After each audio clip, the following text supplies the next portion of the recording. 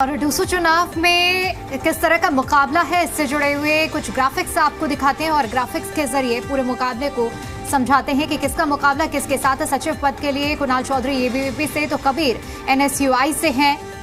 इसके अलावा कुणाल चौधरी जो कि एबीवीपी के सचिव पद के लिए प्रत्याशी हैं, कबीर जिस तरह से अभी हमने आपको बताया कि एनएसयूआई से प्रत्याशी हैं। सचिव पद के लिए ये दोनों ही उम्मीदवार उतारे गए हैं। एबीवीपी और एनएसयूआई के बीच में मुकाबला।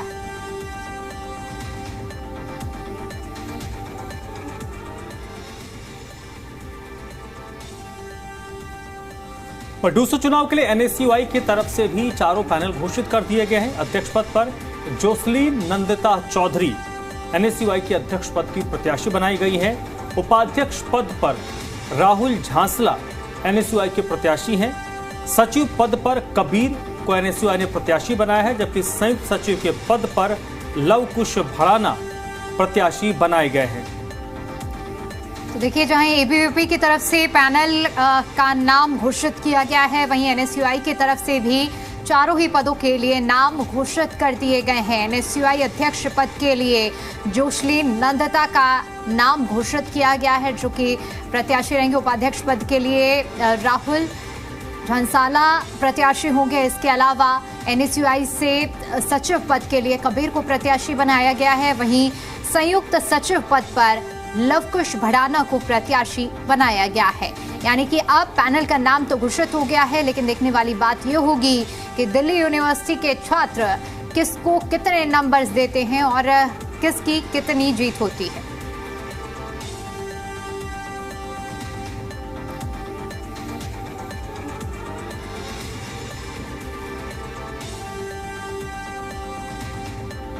तो दिल्ली विश्वविद्यालय छात्र संघ चुनाव में मुख्य तौर पर मुकाबला अखिल भारतीय विद्यार्थी परिषद और एनएसयूआई के बीच देखा जाता है और दोनों ही छात्र संगठनों ने अपने अपने प्रत्याशियों के नामों का पैनल है उसे घोषित कर दिया है।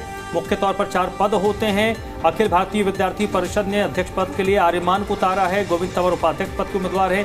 कुणाल चौधरी सचिव पद के प्रत्याशी हैं, जबकि दीपिका झा संयुक्त सचिव के लिए प्रत्याशी घोषित की गई हैं।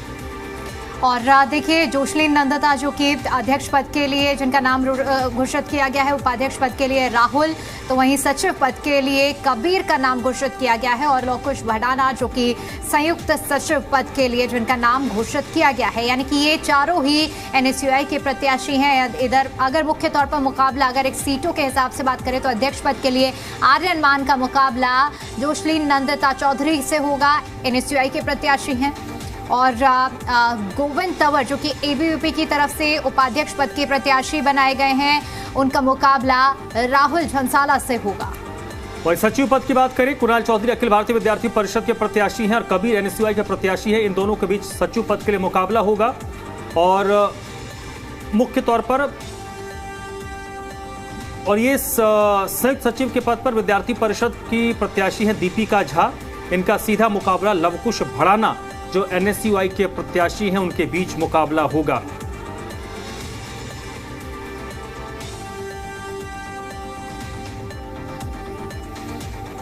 तो देखिए, पूरा डूसू चुनाव का जो बिसात है वो बिछ चुकी है और चाहे बात एबीवीपी की करें या फिर एनएसयूआई की करें, सभी के जो उम्मीदवार हैं, उम्मीदवारों का ऐलान हो चुका है और अब बारी है कैंपेनिंग की। और उसके बाद जब दिल्ली यूनिवर्सिटी के जितने भी छात्र हैं जो अपने मताधिकार का प्रयोग करेंगे और फिर ये तय करेंगे कि एनएसयूआई और एबीवीपी के खाते में कितनी सीटें जाती हैं।